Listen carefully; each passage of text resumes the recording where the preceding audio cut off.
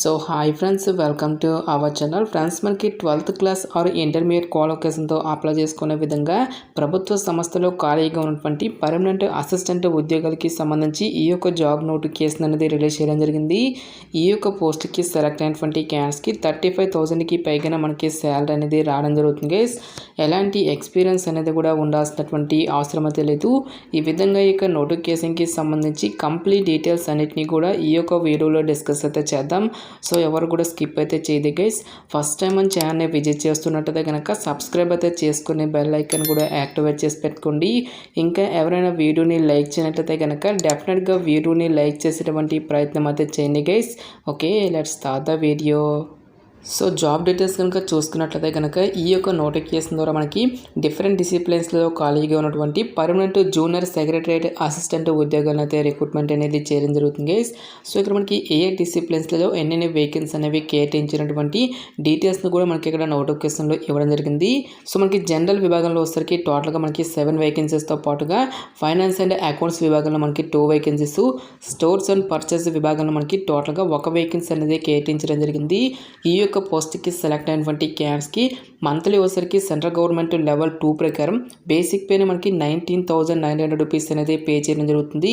So ఇక basic పేతో పాటు చాలా రకాల కేంద్ర ప్రభుత్వానికి సంబంధించి అలవెన్సెస్ అనేవి కూడా మనకి పే చేయడం జరుగుతుంది గైస్. ఈ విధంగా అన్ని అలవెన్సెస్ కలుపుకుంటే దాదాపుగా మనకి 35,000కి పైగా మనకి శాలరీ అనేది రావడం జరుగుతుంది.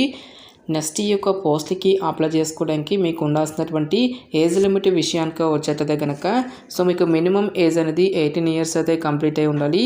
జనరల్ అభ్యర్థులు వచ్చేసరికి 28 ఇయర్స్ వరకు కూడా అప్లై అనేది చేసుకోవచ్చు.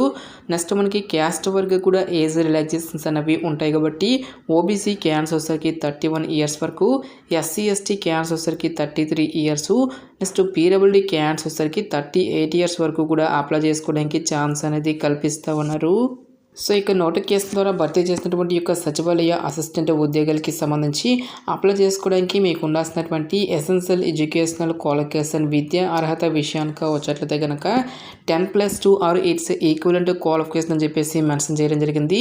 సో మరి ఈ విభాగంలో ఇంటర్ పాస్ అయినా, ఐటీఐ చేసిన, డిప్లొమా కంప్లీట్ చేసినా సరే ఈ యొక్క జాబ్స్కి మీరు అప్లై అనేది చేసుకోవచ్చు. సో దీంతో పాటుగా మనకి టైపింగ్కి సంబంధించిన స్కిల్స్ అయినా కూడా మనకి అడగడం జరుగుతుంది.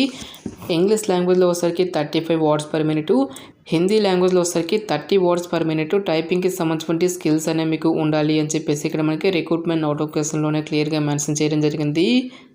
సో ఇక నోటిఫికేషన్కి ఎవరెవరు అప్లై చేసుకోవచ్చు అని చూసుకున్నట్లయితే కనుక the applicant must be A citizen of India అని చెప్పేసి మెన్షన్ చేయడం జరిగింది కాబట్టి సో మరి ఏ స్టేట్కి చెందిన వారైనా సరే ఈ యొక్క జాబ్స్కి అప్లై అనేది చేసుకోవచ్చు.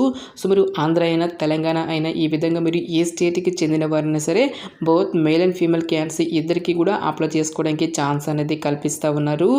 సో మనకి అన్ని కూడా పర్మనెంట్ ప్రభుత్వ ఉద్యోగాలుగా ఎలాంటి కాంట్రాక్ట్ పీరియడ్ అంటూ కూడా మనకి ఏమీ కూడా ఉండదు. నెక్స్ట్ ఈ యొక్క పోస్ట్లకి సంబంధించి అప్లికేషన్ ప్రాసెస్ విషయానికి వచ్చేట్లయితే కనుక ఓన్లీ ఆన్లైన్లోనే అప్లై చేసుకోవాల్సి అయితే ఉంటుంది.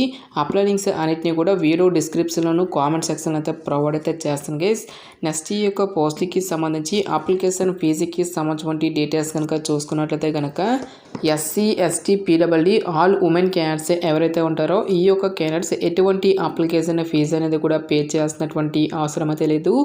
ఈ యొక్క క్యాండిడేట్స్ అందరూ కూడా ఫ్రీగా అప్లై అనేది చేసుకోవచ్చు గైస్.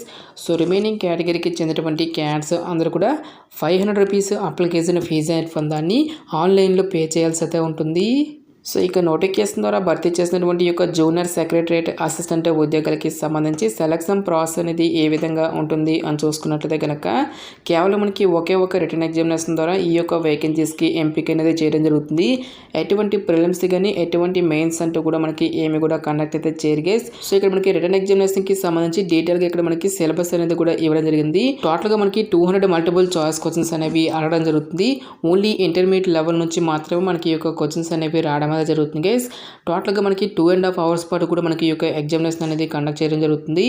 సో ఇక ఎగ్జామినేషన్లో మళ్ళీ టోటల్గా 2 పేపర్స్గా మళ్ళీ డివైడ్ అనేది చేయడం జరిగింది. పేపర్ 1 వచ్చేసరికి టోటల్గా మనకి 90 మినిట్స్ పాటు కూడా కండక్ట్ చేయడం జరుగుతుంది గైస్. సో పేపర్ 1లో మనకి మెంటల్ ఎబిలిటీ టెస్ట్కి రిలేటెడ్గా 100 మల్టిపుల్ చాయిస్ క్వశ్చన్స్ అనేవి అడగడం జరుగుతుంది. ఈచ్ వన్ కరెక్ట్ ఆన్సర్కి ఇక్కడ మనకి 2 మార్క్స్ అనేవి కేటాయిస్తారు. పేపర్ 1లో మనకి ఎటువంటి నెగిటివ్ మార్క్స్ అంటూ కూడా మనకి ఏమీ కూడా ఉండవు గైస్. సో అన్ని క్వశ్చన్స్కి కూడా మనము అటెంప్ట్ అనేది చేయొచ్చు. టాపిక్స్ కనుక చూసుకున్నట్లయితే కనుక general intelligence, quantitative aptitude, reasoning, problem solving, situational judgement అనేటువంటి ఈ యొక్క పర్టికులర్ టాపిక్స్ నుంచే రిలేటెడ్గా మనకి క్వశ్చన్స్ అనేవి రావడం జరుగుతుంది. ఎవరైతే ఇక పేపర్ 1ని క్లియర్ చేసినటువంటి క్యాండిడేట్స్కి ఫర్దర్గా మనకి పేపర్ 2 అనేది కూడా కండక్ట్ చేయడం జరుగుతుంది.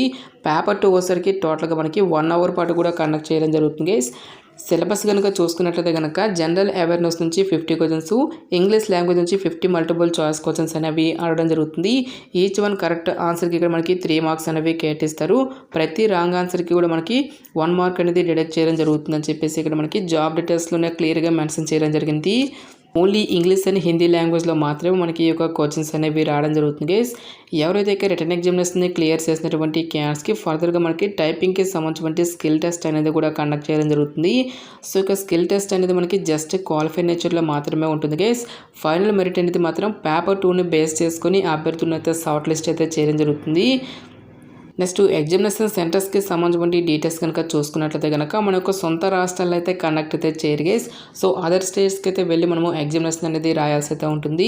సో ఇక ఎగ్జామినేషన్కి సంబంధించిన డీటెయిల్స్తో పాటు అడ్మిట్ కార్డ్స్ ఎక్సెట్రా డీటెయిల్స్ అన్నిటిని కూడా ఫర్దర్గా మనకి ఆఫీషియల్ వెబ్సైట్ అయినటువంటి https://ihbt.res.in అనేటువంటి ఈ యొక్క వెబ్సైట్లో అయితే అనౌన్స్ అనేది చేయడం జరుగుతుంది. నెక్స్ట్ ఈ యొక్క పోస్ట్కి సంబంధించి ఇంపార్టెంట్ డేట్స్ విషయానికి వచ్చేట్లయితే కనుక ఆల్రెడీ మనకి మార్చి 1 నుంచి కూడా అప్లికేషన్ ప్రాసెస్ అనేది స్టార్ట్ కావడం జరిగింది. ఈ యొక్క లాస్ట్ డేట్ విషయానికి వచ్చేట్లయితే కనుక మార్చి 28 వరకు కూడా ఈ యొక్క రిక్రూట్మెంట్కి ఆన్లైన్లో అప్లికేషన్స్ అనేవి సబ్మిట్ అయితే చేసుకోవాల్సి అయితే ఉంటుంది.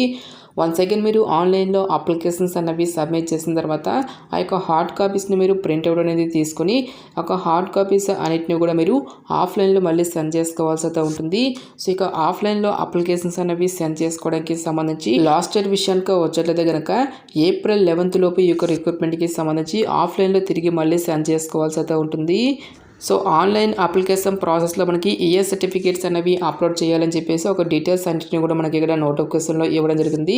సో ఇక సంబంధించిన సర్టిఫికేట్స్ అన్నింటినీ కూడా మీరు ఆన్లైన్లో అప్లోడ్ చేసిన తర్వాత ఆ యొక్క హార్డ్ కాపీస్ అన్నింటినీ కూడా మీరు ప్రింట్అవుట్ అనేది తీసుకొని ప్రతి ఒక్క ఎడ్యుకేషనల్ డాక్యుమెంట్స్ అన్నిటిపై కూడా సెల్ఫ్ అటెస్టేషన్ అంటే మీ యొక్క సైన్ అనేది కంపల్సరీగా చేయాల్సి అయితే ఉంటుంది గైస్. సో ఇక సర్టిఫికేట్స్ అన్నింటినీ కూడా మీరు ఒక ఎన్వలప్ కవర్లో పెట్టేసి ఈ యొక్క ఎన్వలప్ కవర్పై application for the post of అని చెప్పేసి మీరు ఏ పోస్ట్కి అయితే అప్లై చేస్తున్నారో ఆ పోస్ట్ నేమ్ అనేది ఇక్కడ మీరు టాప్లో మెన్షన్ చేసిన తర్వాత లెఫ్ట్ సైడ్లో వచ్చేసరికి మీ యొక్క అడ్రస్, రైట్ సైడ్లో వచ్చేసరికి మనకి నోటిఫికేషన్లో ఏ అడ్రస్ అనేది ఇచ్చారో ఆ యొక్క అడ్రస్ అనేది మీరు ఇక్కడ ఇవ్వాల్సి అయితే ఉంటుంది. సో ఇక అప్లికేషన్స్ అనేవి ఏ అడ్రస్కి సెండ్ చేసుకోవాలి అని చూసుకున్నట్లయితే కనుక to the director CSIR institute of Himalayan bio resource technology, post box number 6, Palampur district, Kangra, Himachal Pradesh 176061 అనేటువంటి ఈ యొక్క అడ్రస్కి మీరు speed post or registered post ద్వారా ఈ యొక్క అప్లికేషన్స్ అనేవి మనము ఆఫ్లైన్లో అయితే సెండ్ చేసుకోవాల్సి అయితే ఉంటుంది. సో ఇది ఫ్రెండ్స్ ఇవాల్టి వీడియో. రేపు మరొక మంచి జాబ్ అప్డేట్తో మళ్ళీ మీ ముందుకు రావడం జరుగుతుంది. Thanks for watching this video.